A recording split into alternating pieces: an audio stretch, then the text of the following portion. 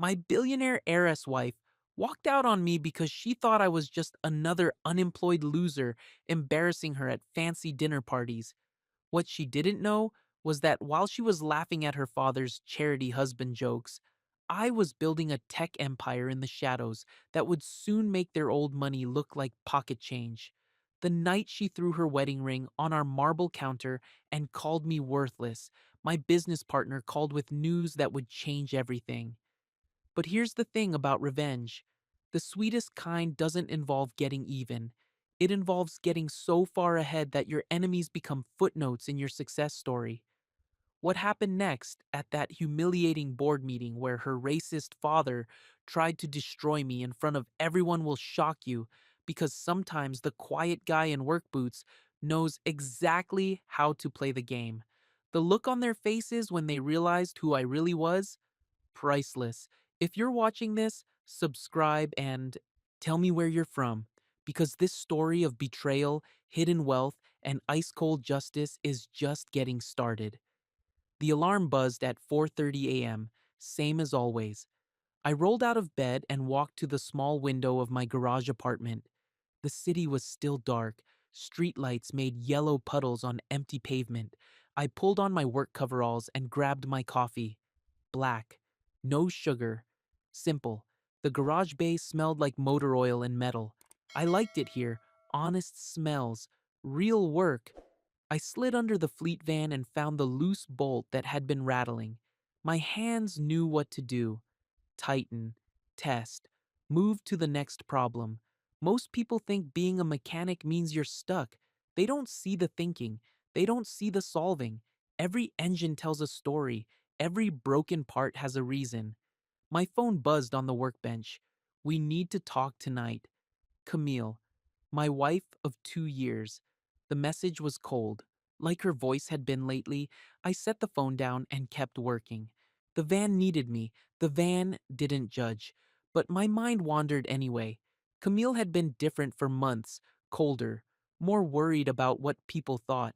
She used to laugh at her father's dinner parties. Now she planned her outfits like war strategies. She called me unemployed. That word stung every time. I wasn't unemployed, I was careful. I quit the dealership job because I had a plan.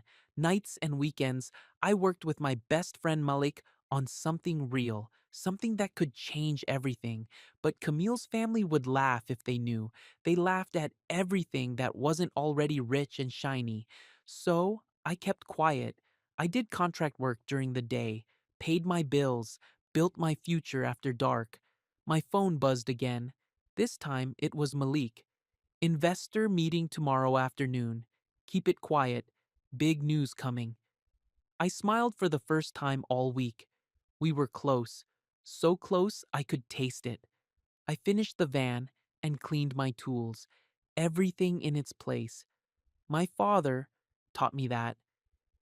"Take care of your tools, son. They'll take care of you." By 6 p.m., I was showered and dressed. Clean jeans, button down shirt, nothing fancy, but Camille's family expected effort. I drove across town to the Ashford estate. Big houses with big gates, old money that whispered instead of shouted. The security guard waved me through. He knew my car, knew I didn't belong but was allowed anyway. The Ashford mansion sat on 3 acres like a sleeping giant. White columns, perfect gardens, everything designed to make you feel small. I parked behind Camille's BMW, took a deep breath. Tonight, I would tell her about the company, about the plan. She would understand once she knew the whole story. The front door opened before I could knock. Camille stood there in a black dress that cost more than most people's cars. Beautiful, distant, like a painting you couldn't touch. "You're late," she said. "Traffic was—" "Doesn't matter. They're already asking questions." She walked ahead of me through the marble hallway. Her heels clicked like a countdown. Family photos lined the walls, generations of Ashfords staring down at anyone who didn't belong. The dining room glowed with soft light, crystal glasses, silver forks, white linen, everything. Classical music played from hidden speakers. Warren Ashford sat at the head of the table like a king holding court. Darius! Warren's voice boomed with fake warmth. Our working man has arrived. A few cousins chuckled. Camille's face stayed blank. I sat in my usual spot, the chair that felt like it was borrowed. Warren's sister Margaret smiled at me like I was a pet that had learned to walk upright. So, Darius, Warren cut his steak with precision. How's the job search going? I'm not searching, I said. I'm working. Contract work, Camille said quickly. Temporary stuff. Warren nodded like he understood everything. Of course, between real opportunities. The word real hung in the air like smoke. Cousin Bradley leaned forward. What exactly do you do all day? I started to answer, but Camille spoke first. He's between jobs. The words hit me like cold water. Between jobs. Like I was broken. Like I was waiting for someone to fix me. Warren smiled. It wasn't kind. Well, we all need hobbies. More chuckling, more looks. I cut my food and chewed slowly. The meat tasted like cardboard, but I finished every bite. My father taught me that too. Finish what you start, son, even when it tastes bitter. After dinner, Warren disappeared to his office. The cousins drifted to the living room with their wine glasses. Camille grabbed my arm. We need to talk. Now. She pulled me toward the back patio. The garden lights made everything look like a movie set. Pretty, but not quite real. Stop embarrassing me, she said when we were alone. How am I embarrassing you? You know how. Her eyes were hard. Get a real job, a title, something I can tell people without feeling ashamed. I felt something crack inside my chest. I'm building something, Camille. Something important. Another fantasy. It's not fantasy. It's real. Give me time to... Time? Her voice got sharp. I don't have time. My board friends ask what my husband does. My family makes jokes. I need you to be someone they can respect. What about respecting me for who I am? She looked away. That's not how this world works. Through the window, I saw Warren watching us. His face wore that same cold smile. We finished this at home, Camille said. Now. The drive back to our condo was silent. City lights blurred past the windows. Camille stared at her phone the whole time, probably texting Nina, her image manager, the woman who turned everything into a story for social media. Our building reached toward the sky like a glass finger. Expensive, modern. Camille's choice. I paid half the rent with my contract money, but it never felt like mine. The elevator ride lasted forever. Camille's heels echoed on the marble floors. She walked into our place like she was entering a battle. She grabbed a folder from the kitchen counter and threw it down between us. Nina found you a job, she said. Public relations position at Ashford Holdings. Good salary, real title. I looked at the papers. It was charity wrapped in business language, a make-work position designed to keep me busy and grateful. I won't take it. You will. Camille, listen to me. I have a plan. A real company with Malik. We're close to something big. Close isn't good enough. She pulled her hair back tight. I married a man, not a project. You're unemployed, Darius. That's all anyone sees. The word hit me again. Unemployed. Like it defined my worth as a human being. So, I'm supposed to take charity from your father? You're supposed to take responsibility. I stood there looking at the woman I married. 2 years ago, she laughed at my jokes, kissed my greasy hands after work days, said she loved how I saw the world differently. Now she looked at me like I was a problem to solve. If you don't take this job, she said, then we separate. The words landed heavy. Final. You mean that? I mean that. She turned and walked toward our bedroom. I heard drawers opening, suitcases hitting the floor. She was packing. Really packing. I sat on the couch and stared at the folder. Nina's perfect handwriting outlined my new life. 9 to 5 in a glass office. Meetings about nothing. a title that would make dinner parties easier for my wife. Camille came back with 2 designer bags. Her face was set like stone.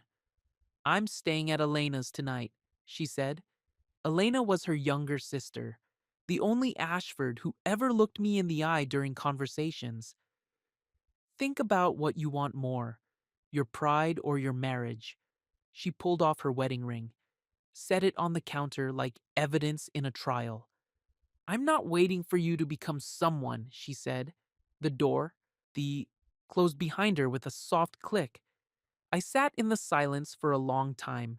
The ring caught light from the city outside. 24 hours ago, it meant forever. Now it looked like a mistake. My phone rang. Malik. Bro, you sitting down? I'm sitting. The test passed. All systems green. The investor wants to meet tomorrow afternoon. I closed my eyes. Say that again. We're not early anymore, Darius. We're next. I looked at the ring on the counter, then at the folder full of charity. What time tomorrow? 2 o'clock. Downtown office. Real professional setup. This is it, man. This is what we've been building toward. After I hung up, I walked to the kitchen sink, washed the coffee cup I'd used that morning, wiped down the counter where Camille's ring sat. Then I picked up the ring and put it in the junk drawer. Closed the drawer. Done. I walked to the spare bedroom closet and moved some shoeboxes. Behind them was a metal case. Inside the case were notebooks full of sketches, circuit diagrams, business plans written in my careful handwriting, and a prototype, small and simple, but it worked. I held the device in my hands, months of late nights, Malik's coding, my mechanical insights, something that could help thousands of people, something real. Let's finish this, I whispered. The next morning came too early. I showed up at the depot like always. Normal routine, normal clothes, but everything felt different. Rico, my supervisor, pulled me aside near the coffee machine. Someone called asking about you yesterday, he said quietly. Asked if you were stable and reliable. What did you tell them? Told them you're the best mechanic we got. But Darius? Rico looked around. Be careful. That wasn't a customer call. That was something else. I nodded. Camille's people worked fast. The smear campaign was already starting.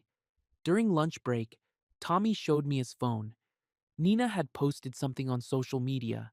A photo of Camille, looking sad but dignified. The caption talked about growing apart and different directions. It made me sound like dead weight she'd finally cut loose. That's cold, man, Tommy said, making it sound like you weren't good enough. I handed his phone back. People believe what they want to believe. You gonna fight it? I'm gonna work. I finished my shift and drove to Malik's co-working space. It wasn't fancy, folding tables and borrowed Wi-Fi, but it was ours. Malik looked up from his laptop when I walked in. You ready for tomorrow? I'm ready. We spent the evening going over our presentation. Simple words, clear explanations, what our device did, why it mattered, how it made money. No big promises, just facts. Malik's cousin Jerome stopped by around 9. He worked at a tech company downtown. Smart kid with good instincts. Yo, your wife's people are pushing hard on social media, he said. That Nina lady has the story trending in the society circles. What? Story? I asked. Jerome showed me his phone. Nina had added more posts, photos of Camille at charity events, looking strong and independent. The message was clear. She was better off without me. They're making you look like a deadbeat, Jerome said. You gonna respond? Not yet, Malik frowned. Maybe we should say something. Set the record straight. No, let them talk. Tomorrow we show instead of telling. We worked until past midnight, testing the presentation, making sure every word was right. When I finally got home, The condo felt huge and empty. I lay in bed looking at the ceiling. Camille's words echoed in my head. I'm not waiting for you to become someone. The thing was, I already was someone. I always had been. She just couldn't see past her family's expectations to notice. I rolled over and checked my phone. 4:15 a.m. Almost time for my alarm. But first, one text message to myself. No begging, only building. Morning came gray and cold. I got to the depot early and knocked out the urgent repairs fast. I needed the afternoon free. Around 10, Bobby called me over to his bay. They switched your afternoon assignment, he said.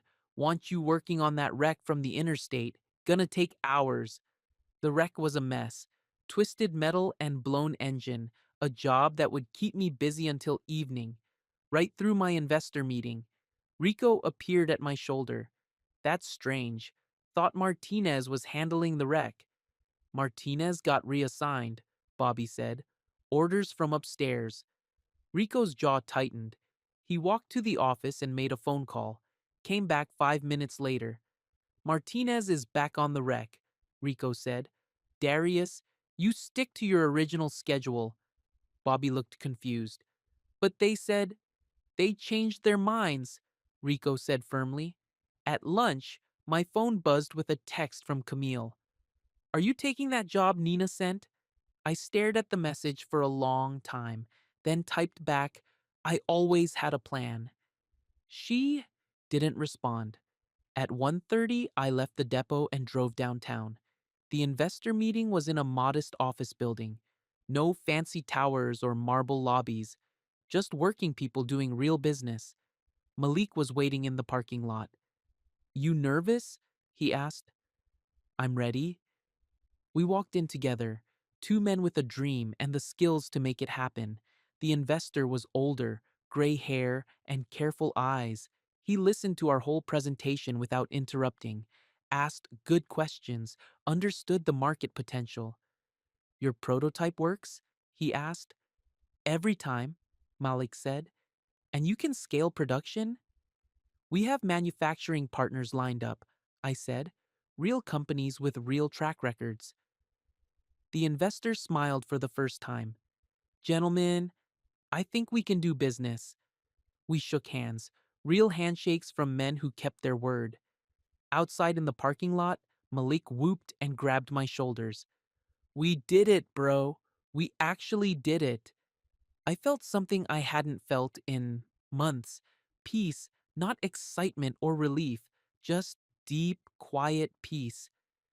Now what? Malik asked. Now we get to work. That evening, I sat in my empty condo and wrote in my notebook plans for the next phase, manufacturing timelines, hiring schedules, all the details that turned dreams into reality. My phone rang. Elena. Darius? It's me. Hey, Elena. I just wanted to say. She paused. Camille's been crying all day, but she won't admit she made a mistake. She didn't make a mistake. She made a choice. Same thing sometimes. Elena was quiet for a moment. Then, I always believed in you. I hope you know that. I know. Take care of yourself, okay? After she hung up, I walked to the window and looked out at the city. Lights everywhere. Each one representing someone working toward something, building something, becoming someone. Camille thought I needed to become someone. She was wrong. I already was. The next few days moved like slow water. I kept my routine, simple, work at the depot, meetings with Malik in the evenings, building something real while the world thought I was nothing. But the whispers were getting louder. Wednesday morning, Rico pulled me aside again. This time, his face looked worried. More calls came in, he said. Different people asking the same questions about your character, your reliability. What kind of people? The kind with money, the kind who make donations to keep this place running. I understood. The Ashford family had reach, long arms that could squeeze from a distance. You telling me to be careful?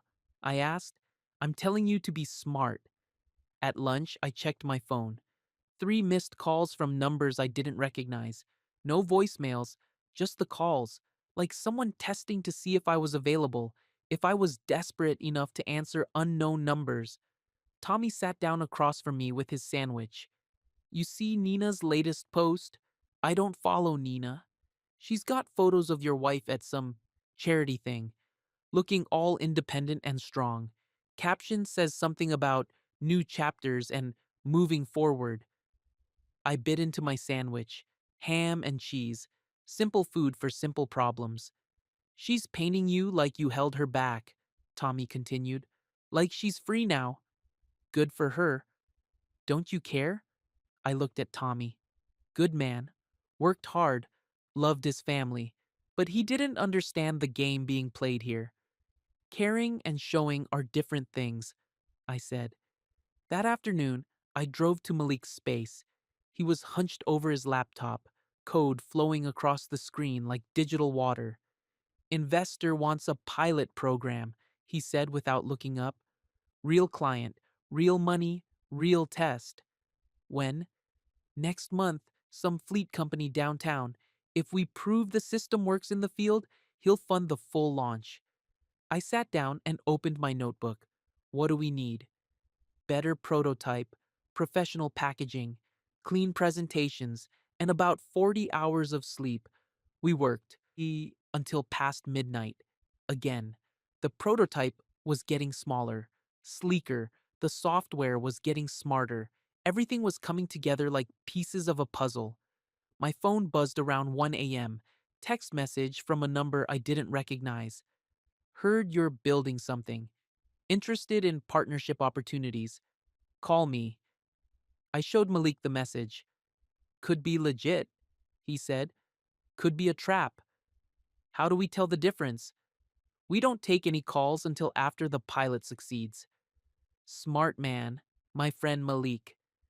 Thursday morning brought rain, gray sky that matched my mood.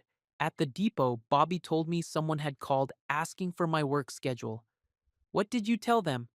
Told them to call during business hours and talk to Rico. The pressure was building, slow and steady, like someone turning a screw one twist at a time. During afternoon break, my phone rang. Camille. I almost didn't answer. Darius? Her voice sounded different, smaller. Camille. Can we talk? We are talking. I mean really talk, face to face. I watched raindrops race down the break room window. About what? About us. About what happened. About. She paused. About what you're really doing. So she knew. Someone had told her about the company, about the investor. The question was how much she knew and what she planned to do with the information. What I'm doing isn't your business anymore, I said. It is if it involves lying to me. I never lied. You never asked the right questions. Silence on the line, then. I want to see you. No. Darius, please, I made mistakes, but so did you. We can fix this. Some things don't get fixed. They get finished. I hung up. That evening, Elena called while I was reviewing the pilot program proposal. She's scared, Elena said without introduction. Of what? Of being wrong. Of what people will say when they find out you weren't the failure they thought you were. I set down my pen. What do you know, Elena? I know Nina's been asking questions around town about your business, about Malik. She's trying to find something to use against you. Let her look. Darius, you don't understand. My family doesn't just get embarrassed. They get even. What's that supposed to mean? It means be careful who you trust and watch your back. Friday morning, Rico called me into his office before shift started. His face was stone serious. Someone made a formal complaint about your work, he said. What kind of complaint? Safety violation. Said you left tools unsecured that could have caused an accident. I knew it was lies before he finished talking. I'd never left tools unsecured in my life. My father would roll over in his grave. Who complained? Anonymous tip came through the safety hotline. Rico pulled out a folder. I have to write this up. Put it in your file. But between you and me, this smells like politics. What do you need from me? Clean record for the next weeks. No mistakes, no problems, nothing they can grab onto. I nodded. The game was escalating. That weekend, Malik and I worked 18-hour days perfecting the pilot presentation. The prototype was beautiful now. Professional packaging, clean software interface, something any serious business would trust. Sunday evening, we finally took a break, ordered pizza, and sat in the empty co-working space like two survivors after a storm. You think they'll try to sabotage the pilot? Malik asked. They'll try to sabotage everything until we're too big to touch. How big is too big? I thought about that. Big enough that hurting us hurts them more. Monday brought the pilot meeting. I dressed careful. Clean jeans, button-down shirt, nothing fancy, but professional. The kind of clothes that said I took the work seriously. The client was a regional fleet company. 50 trucks. Good reputation. Real business with real problems our system could solve. The meeting went smooth. The client liked our approach, liked the prototype, liked the price. Then one of their board members asked the question I'd been expecting. Any business ties to the Ashford family? The room shifted. Everyone knew the Ashford name. Old money, big influence, the kind of family that could help or hurt depending on which side you landed on. Only by marriage, I said. Not by dependency. The board member nodded slow. And that marriage? Ended? Recently? Recently enough. After a long pause, he smiled. Good. We like our partners independent. They approved the pilot. 6 months, full testing, real money. Walking out of that building felt like walking into sunlight after being underground. But the celebration was short. That afternoon, Rico called me at the depot. Your schedule's being changed again. Someone upstairs wants you on night shifts starting tomorrow. Night shift meant isolation, fewer witnesses, more opportunities for accidents or mistakes that could cost me my job. Can you block it? I asked. I'm trying, but the pressure's coming from high up, higher than me. That evening, I sat in my condo staring at the city lights.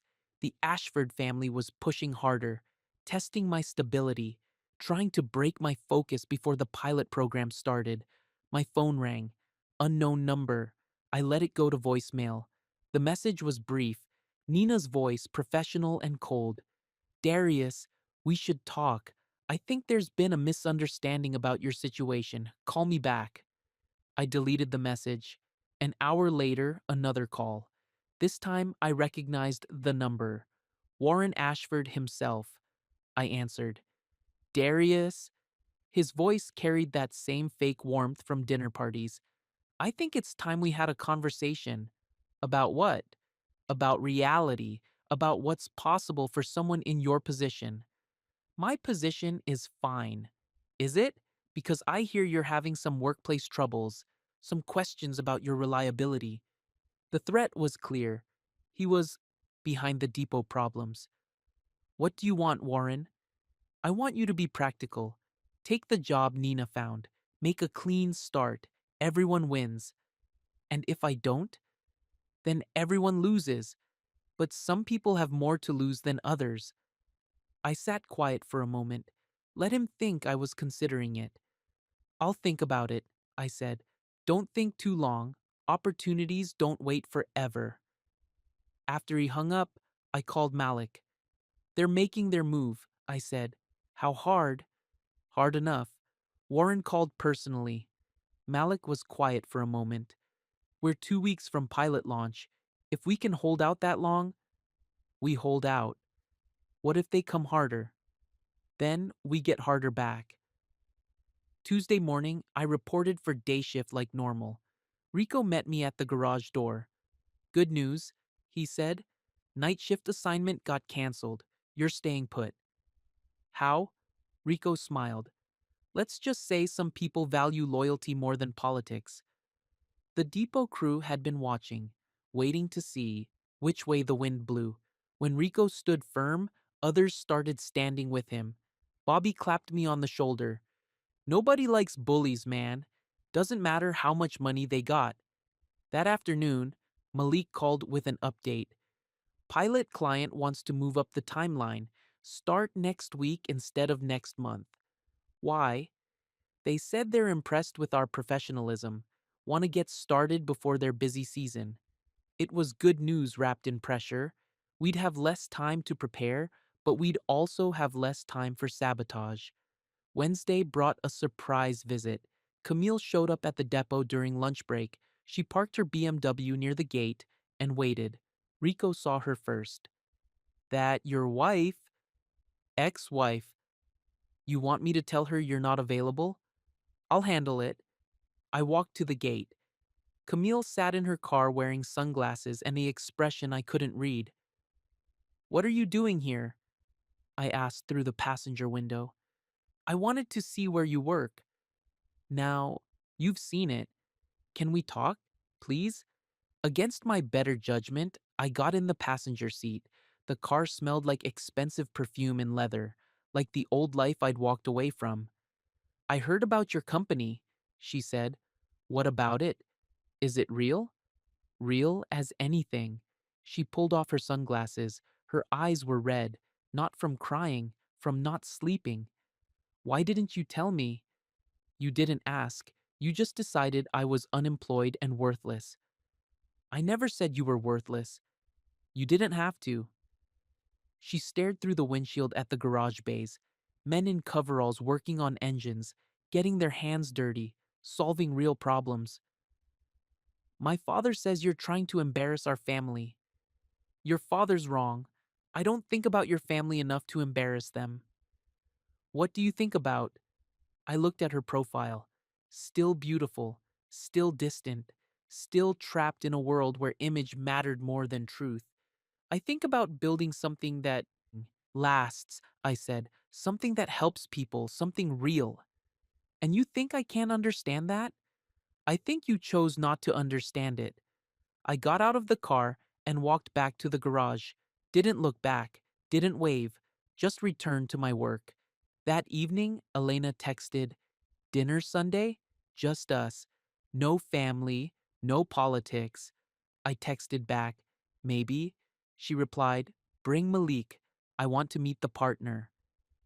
Saturday morning brought the first client meeting for the pilot program. Professional conference room, clean presentations, everything buttoned up and ready. The fleet manager was impressed. When can we start installation? Monday morning, Malik said. Full system rollout over 2 weeks. And support? 24/7, I said. We fix problems, not excuses. After the meeting, we drove to Malik's space to prepare the installation equipment. Everything had to be perfect, no second chances in a pilot program. You nervous? Malik asked. I'm focused. Good, because I got another call from that unknown number. They're asking about our client list now. Let them ask. By Monday, we'll have answers they can't argue with. Sunday evening, I met Elena and Malik at a small restaurant downtown. Nothing fancy, good food and honest prices. Elena liked Malik immediately.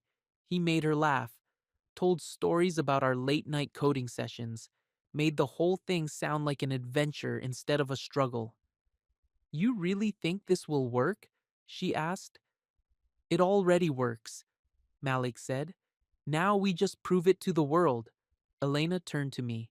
And if my family tries to stop you, they can try. Darius, her voice got serious. They're planning something for next weekend. Some charity gala, big announcement about Camille's future. What kind of announcement? The kind that makes you look small and her look strong. I cut my steak and chewed slow. Let them announce whatever they want. I'll be busy working. You're not going to fight it? I'm not going to dignify it. Elena smiled. You know what? I think you're going to be just fine. Monday morning arrived gray and cool. Pilot program launch day. I got to the depot early, knocked out my morning repairs, then drove to the client site. The installation went smooth. Our system integrated perfect with their fleet management, real time data, predictive maintenance alerts, cost savings they could measure in dollars. By Wednesday, the client was calling it game changing technology. By Friday, they wanted to expand the pilot to their entire operation. You did it, bro, Malik said over beers that evening. We actually did it. We did part of it. Now comes the hard part. What's the hard part? Staying humble enough to keep improving. That weekend, Camille called again. This time she sounded different, desperate. Darius, I need to see you. No, please. Something's happening. Something you need to know about. Like what? Like my father's. Planning something public. Something meant to hurt you. Let him plan. You don't understand. This isn't just family politics anymore. This is business. He's going after your pilot program. I set down my coffee. What do you mean? He's got connections at your client company, board members who owe him favors. And? And he's going to use them, unless. Unless what? Unless we work together. Unless you let me help fix this. I thought about it for exactly 3 seconds. No. Darius, I don't need fixing. And I don't need help from people who created the problem. I hung up, but her words stuck in my head.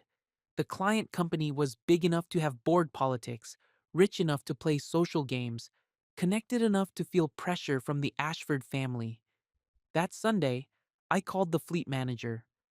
Everything still looking good for expanding the pilot? I asked. Absolutely. The data speaks for itself. But he paused. There's been some questions raised about your company's stability. What kind of questions? Nothing specific. Just concerns about working with new vendors. You know how boards can be. I knew exactly how boards could be. When's the expansion decision being made? Next Friday. Board meeting. Should be routine approval based on the pilot results. Should be. But in a world where money talked and politics mattered, should be didn't guarantee anything. That night, I sat at my kitchen table and wrote out a plan. Not for revenge, not for politics, just for protection. By morning, I knew exactly what I needed to do. Monday morning, I woke up with a clear head and a simple plan. The board meeting was Friday. I had 4 days to make sure the truth spoke louder than politics. At the depot, Rico pulled me aside before I could start work. Got some interesting news over the weekend, he said. Remember those complaints about your work? Yeah. Well, turns out the person making them has been calling other shops too. Same story, same lies, about different mechanics. What's that mean? Means someone's running a pattern, and patterns can be traced. Rico handed me a piece of paper, names and phone numbers. Other supervisors who'd gotten similar calls about their best workers. Network's bigger than just this depot, Rico said, and we're all getting tired of rich folks playing games with working people's lives. I folded the paper and put it in my pocket. Thanks. Don't thank me yet. Thank me when this is over. That afternoon, I drove to the client site to check on the pilot program. The fleet manager met me with a smile and a problem. System's working perfect, he said. Saved us $3,000 in the first week alone. But, board member called this morning, asked about your company's background, your personal situation, wanted to know about any potential liabilities. I kept my face neutral. What did you tell them? Told them the only liability C is not expanding this program company-wide. Good man, honest man, the kind who judged results instead of rumors. But I wanted you to know, he continued, politics is starting to creep into a business decision. I understand. Do you? because I've seen good companies get crushed by bad politics, and I'd hate to see that happen here. That evening, Malik and I sat in his co working space planning our defense. Not our attack, our defense. We had the truth on our side, but truth needed proper presentation. Client testimonials, Malik said, making a list, performance data, cost savings reports, everything documented and verified. What about the board politics? We go around the board, straight to the CEO, present facts that are too good to ignore. And if that doesn't work, Malik looked up from his laptop. Then we find clients who care more about results than relationships. My phone buzzed. Elena, can you meet me tonight? Important. I texted back an address. Coffee shop downtown, public place, neutral ground. Elena was already there when I arrived. She looked nervous, kept checking the door like someone might follow her. Thanks for coming, she said. What's so important it couldn't wait? The gala this weekend. It's not just about Camille. What do you mean? Elena pulled out her phone and showed me a guest list. Names I recognized. Business leaders, politicians, media people. The kind of crowd that could make or break reputations with whispered conversations. My father's planning to announce Camille's engagement, she said. To who? Jonathan Whitmore, old family friend, safe choice, acceptable choice. I knew the name. Banking family, clean reputation, the kind of man who looked good in newspaper photos. Good for her, I said. You don't understand. The announcement is designed to humiliate you, to make it look like she upgraded from a failed mechanic to a successful businessman. Elena leaned forward. But that's not the worst part. What's the worst part? He's also planning to announce a business partnership. Ashford Holdings is buying a stake in your pilot client's company. The words hit like cold water. Warren wasn't just playing social games. He was making business moves, using his money to control the companies that worked with me. When? I asked. Friday morning, same day as your board meeting. Perfect timing, maximum impact. Why are you telling me this? Elena's eyes got fierce. Because what they're doing is wrong, and because you're the first man who ever treated me like I had a brain instead of just a bank account. I sat back and processed the information. Warren was playing chess while I was playing checkers, making moves 3 steps ahead, using money as a weapon. What are you going to do? Elena asked. I'm going to think. Wednesday morning brought rain again, gray sky that matched the situation. At the depot, I worked steady and careful, hands busy, while my mind planned. Around lunch, Bobby came over with news. That woman from your wife's family was here again, he said. Which woman? The one with the fancy car and the attitude, asking questions about you, about your schedule, about your work quality. Nina, Camille's image manager, still fishing for ammunition. What did you tell her? Bobby grinned. Told her you were the best mechanic we ever had, and if she had a problem with that, she could talk to Rico. What did she say? Nothing, just drove away real fast. That evening, Malik called with an update on the pilot program. Client wants to accelerate again, he said. Full implementation next month instead of next quarter. Why? Because the data is undeniable. We're saving them money and preventing breakdowns. Their efficiency is up 15%. And the board meeting Friday? Still scheduled, but now they're voting on full implementation instead of pilot expansion. Higher stakes, higher rewards, higher risk. Thursday morning, I made a decision. Instead of waiting for Warren's chess moves, I was going to make my own. I called the client CEO directly. Not the fleet manager, not the board, the man at the top. Mr. Davidson, this is Darius Cole from the pilot program. Darius, I've been hearing excellent things about your system. Thank you, sir. I was hoping we could meet before Friday's board meeting. There are some things you should know about the politics surrounding this decision. Pause. Then, what kind of politics? The kind that puts business decisions at risk for personal reasons. How soon can you be here? 1 hour. The CEO's office was simple: clean desk, family photos, awards for community service, the kind of space that belonged to a man who earned respect instead of buying it.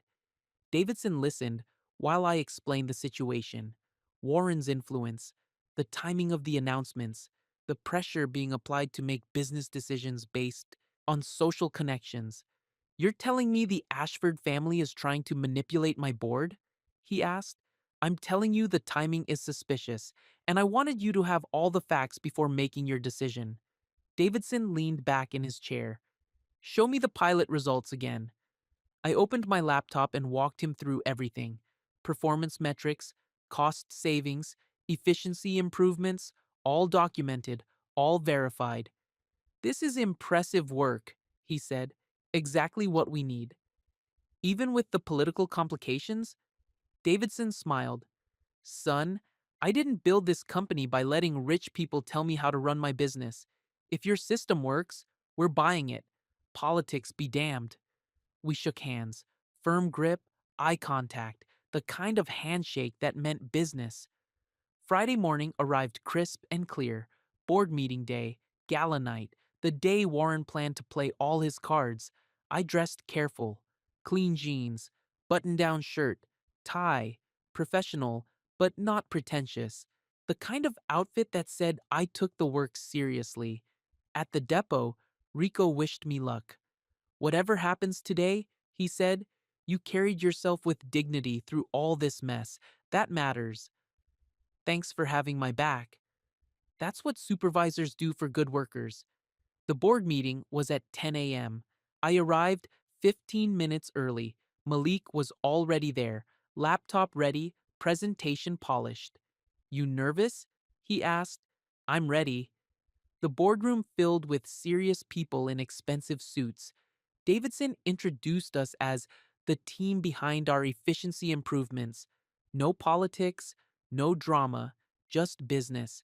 I kept my presentation simple: what we built, how it worked, what it saved. Numbers that spoke for themselves. Questions came fast but friendly. Technical details, implementation timeline, support structure, everything focused on business outcomes. Then Warren Ashford walked in. The room shifted. Conversations stopped. Everyone knew his reputation, his influence, his money. "Sorry I'm late," Warren said, taking an empty seat. "Traffic was terrible." Davidson nodded politely. "We're just finishing the technical presentation." "Excellent. I'm very interested in this partnership." The way he said partnership made it sound like charity. "Any questions for our presenters?"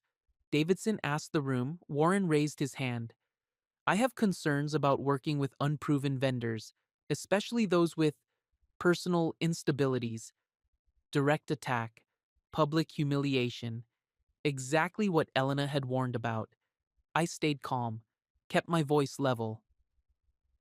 "What specific instabilities concern you, Mr. Ashford?"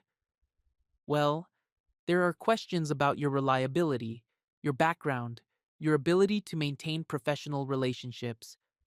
Davidson interrupted. "The pilot results speak to reliability better than rumors do." "Of course," Warren said smoothly, "but we must consider the complete picture. Due diligence requires examining all aspects of potential partners." He was good at this, making poison sound like prudence. I looked around the room. Some board members looked uncomfortable. Others seemed curious how this would play out. Davidson looked annoyed. "Mr. Ashford," I said quietly, "are you questioning our technical competence or our personal character?" "I'm questioning whether this company can maintain professional standards under pressure." "What kind of pressure?" Warren smiled, cold and calculating. "The pressure of public scrutiny, media attention, the kind of challenges that come with high-profile business relationships." He was threatening me, in front of the whole board, promising public attacks if they approved the contract. I stood up slowly. Malik tensed beside me. Mr. Ashford, I said, would you like to see our pressure test results? Excuse me? I opened my laptop and pulled up a new file, one I'd prepared Thursday night after Elena's warning. We tested our system under extreme conditions: temperature stress, vibration stress, communication failures, power outages, every kind of pressure we could simulate. I clicked to the next slide: performance charts, reliability data, stress test outcomes. The system performed flawlessly under every pressure scenario because we built it to handle real world conditions, not laboratory conditions. Another click, another chart. We also tested the business model under pressure: market downturns, competition, supply chain disruptions, customer complaints, the kind of pressures that break weak companies. Warren's smile faded slightly. Our business model is designed to thrive under pressure because pressure reveals strength. It doesn't create weakness. Final click, final chart. And we tested our personal resilience under pressure: public criticism, professional sabotage, social humiliation, the kind of pressure that breaks people who confuse image with substance. I looked directly at Warren. We passed every test. The room was dead, silent. Davidson broke the silence. Well, that was thorough. A few board members chuckled. Warren's face was stone. Any other questions? Davidson asked. No one spoke. All in favor of full implementation? Hands raised around the table. Not all of them, but enough. Warren's hand stayed down. Motion carries, Davidson said. Congratulations, gentlemen. Let's make this partnership work. Warren stood up without speaking and walked out. The door closed behind him with unusual force. After the meeting, Davidson pulled me aside. That was well handled, he said. Professional, but firm. Thank you. I should warn you. Warren Ashford doesn't lose gracefully. This isn't over. I understand. Good, because what comes next will test everything you just said about handling pressure. That afternoon, Malik and I celebrated quietly. Pizza and sodas in his co-working space. No champagne, no parties, just two men who'd earned something real through honest work. What now? Malik asked. Now we deliver everything we promised. And Warren Ashford? Warren Ashford is Camille's problem, not mine. That evening, I drove home thinking about pressure, how it revealed what people were made of, how it separated the real from the fake. My phone rang as I parked. Elena. I saw the announcement, she said. What announcement? The business partnership. Dad's buying into Davidson's company after all. 20% stake. Announced an hour ago. I sat in my car processing the information. Warren had lost the board vote but won the war, using money to buy influence instead of earning it. There's more, Elena said. The gala tonight, Camille's engagement announcement. It's happening in 3 hours. Good for her. Darius? She's been calling my phone all day. She doesn't want to do this. Then she shouldn't do it. It's not that simple. Family pressure, social expectations, fear of disappointing people. I understood those pressures. I'd felt them myself. But understanding wasn't the same as accepting. Elena, I can't save someone who doesn't want to be saved. I know. I just thought you should know. After she hung up, I sat in the parking garage thinking about choices, about the difference between what people wanted and what they were willing to fight for. My phone buzzed again. Text message from unknown number. Congratulations on your board presentation. Very impressive. We should talk. W.A. Warren Ashford, still playing games, still pushing buttons. I deleted the message without responding. That night, while Camille's engagement was being announced to a room full of important people, I sat at my kitchen table working on implementation schedules, planning the real work that would start Monday morning. The gala would end. The announcements would fade. The politics would shift to new targets, but the work would continue. Because work was real, work was honest, work was something you could count on when everything else proved false. Saturday morning came quiet and cold. I woke up early like always and made my coffee. Black, no sugar, simple. The newspaper was waiting outside my door. Front page of the society section showed Camille and Jonathan Whitmore at the gala. They looked perfect together, matching smiles, matching clothes, matching emptiness behind their eyes. The headline read, Ashford heiress announces engagement to banking heir. The article mentioned me once. Ms. Ashford was previously married to a local mechanic. Past tense, like I was a mistake that had been corrected.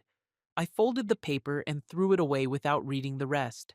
My phone had 17 missed calls from numbers I didn't recognize, reporters probably, looking for a comment, looking for drama, looking for someone to play the victim in their story. I turned the phone off. At the depot Monday morning, things felt different, lighter somehow.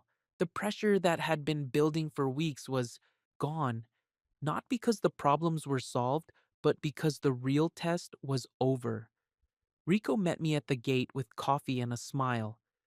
Heard you got that big contract, he said. How did you hear? Davidson called the depot owner personally, wanted to make sure we knew we had a future business partner working here. That was nice of him. More than nice, smart. Davidson knows quality when he sees it. During lunch break, Bobby showed me his phone. Social media was buzzing about the gala. Photos of Camille and Jonathan, comments about fairy tale romances and perfect matches. They make it sound like a business merger, Bobby said. Maybe it is. You okay with that? I thought about the question. Was I okay with watching my ex-wife get engaged to someone else? Was I okay with being reduced to a footnote in her story? I'm okay with people getting what they choose, I said. Tuesday brought the first day of full implementation. Malik and I arrived at the client site before dawn. 50 trucks to upgrade, 2 weeks to do it right. The work was satisfying. Real problems, real solutions, hands-on installation that reminded me why I loved mechanical work in the first place. By Wednesday, we were ahead of schedule. By Thursday, the client was calling other fleet companies to recommend our system. Word of mouth, the kind of advertising you couldn't buy. We're going to need help, Malik said over dinner Thursday night. More clients than we can handle alone. Good problem to have. You thinking about quitting the depot? I'd been thinking about it. Full-time company, real office, business cards with titles, all the things Camille said I needed to become someone respectable. Not yet, I said. Rico's been good to me. I finish what I start. Friday afternoon, Elena called. Can we meet? I have something to show you. We met at the same coffee shop. Elena looked different, lighter, like she'd been carrying something heavy and finally set it down. Camille's been asking about you, she said. What about me?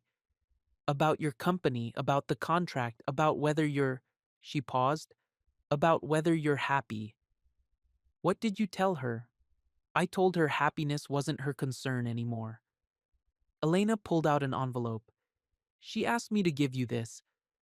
Inside was a letter, handwritten on expensive paper.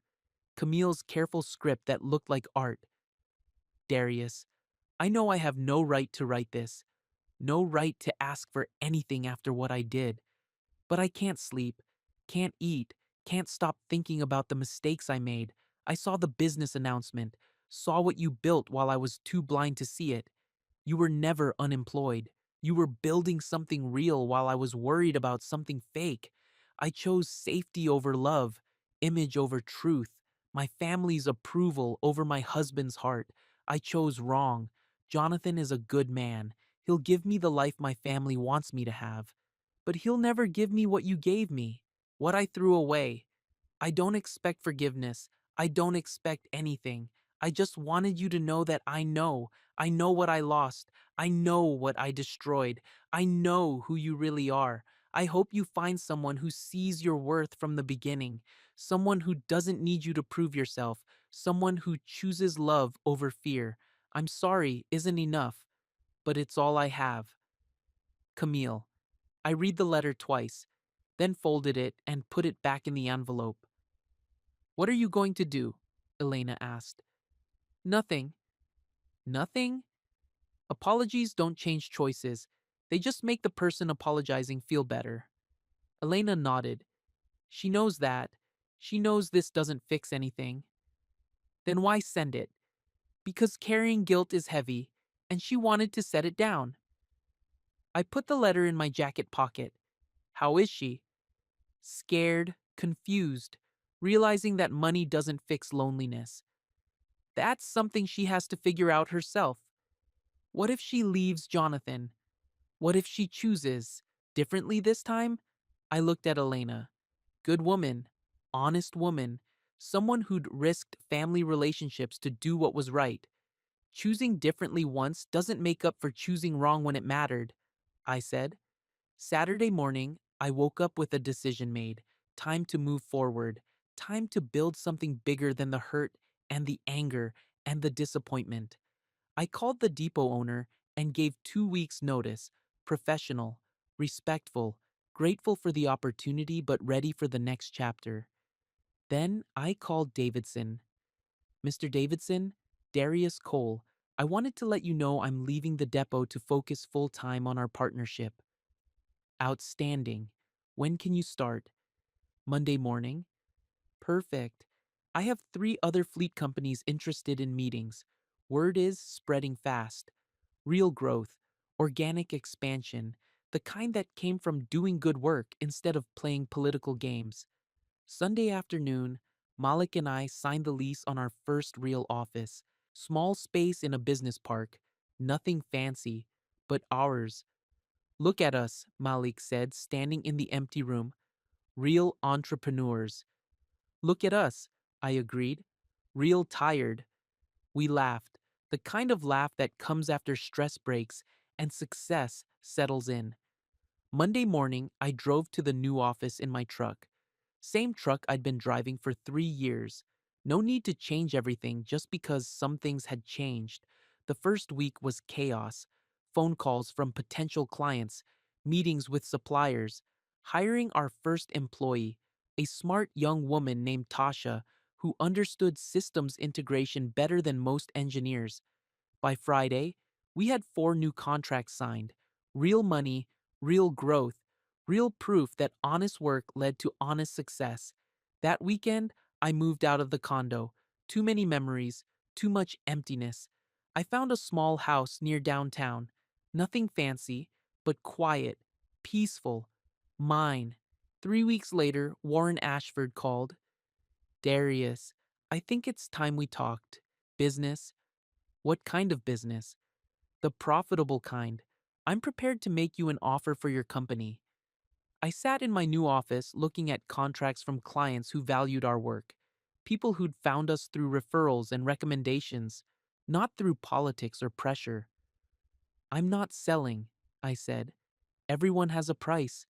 Some things aren't for sale. Don't be naive. This is about money, about security, about guaranteeing your future. My future's already guaranteed by the work we do and the clients we serve. Warren's voice got cold. You think this little success makes you untouchable? I can crush you with 3 phone calls. Maybe, but crushing me won't change what I've already proven. Which is? That character matters more than connections. That work matters more than wealth. That dignity isn't something you can buy or sell. Silence on the line. You're making a mistake, Warren said finally. I'm making a choice. Same thing I've been doing all along. I hung up. A month later, Camille called. Direct this time. No Elena in the middle. Darius. Her voice sounded small, uncertain. Camille. I broke it off with Jonathan. I didn't respond. I couldn't go through with it. The wedding. The whole charade. It wasn't real. What was real? What I had with you. What I threw away because I was scared and stupid and worried about what people would think. And now? Now I'm alone, and my family is furious, and I don't know what to do next. I sat in my office looking at photos Tasha had hung on the walls, pictures of our installations, our team, our clients, real work by real people solving real problems. You figure out who you are when no one's watching, I said. Then you become that person all the time. Can we meet? Can we talk about. No. Darius, please, I know I don't deserve it, but it's not about deserving, it's about timing. You had your chance to choose us. You chose them. People can change. People can choose differently. That's not the same as changing. What if I prove I've changed? What if I show you, Camille? My voice was gentle but final. I don't need you to prove anything. I don't need you to show me anything. I need you to live your life and let me live mine.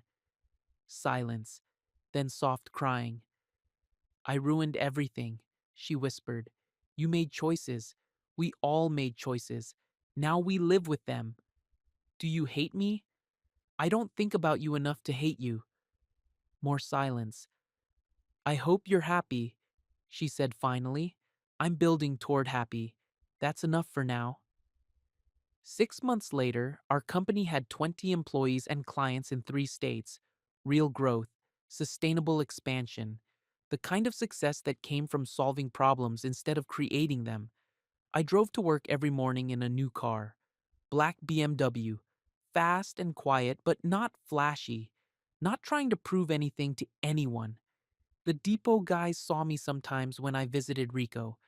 They'd wave and smile, proud to know someone who'd made it without forgetting where he came from. Still getting your hands dirty, Rico observed, watching me help troubleshoot an installation. Different dirt, same hands. One Tuesday morning, I was reviewing contracts when Tasha knocked on my office door. Someone here to see you. Says it's personal. Elena walked in wearing jeans and a simple sweater. No designer clothes, no perfect makeup, just a woman who looked comfortable in her own skin. I hope you don't mind me stopping by, she said. Of course not. How are you? Better? I moved out of the family house last month, got my own apartment. Small place, but it's mine. Good for you. They weren't happy, cut off my allowance, threatened to cut me out of the will. How do you feel about that? Elena smiled. Free? She looked around my office. Clean desk, family photos I'd added recently, pictures of my parents, my brother's kids, real relationships with real people. You've built something good here, she said. We're trying. I'm starting business school in the fall, MBA program. Want to learn how to build something of my own. What kind of business? Something that helps people, something real, still figuring out the details. We talked for an hour about business plans and dreams and the difference between wanting success and earning it. Elena was smart, thoughtful, someone who'd learned hard lessons and grown from them. When she was leaving, she paused at the door. Camille's seeing a therapist, trying to figure out who she is without the family script. Good for her. She asks about you sometimes. Elena, I know. I know you've moved on. I just wanted you to know she's trying to do the same. After she left, I sat thinking about moving on, about the difference between getting over something and getting through it. I'd gotten through the betrayal, the humiliation, the loneliness, but I hadn't gotten over the lessons, the knowledge that people showed their true selves under pressure, that choosing image over substance always led to emptiness. A year later, I was driving to a client meeting when I stopped at a red light downtown. Across the street, I saw Camille sitting in a coffee shop, alone, reading a book, looking peaceful in a way I'd never seen before. She glanced up and saw me through the windshield.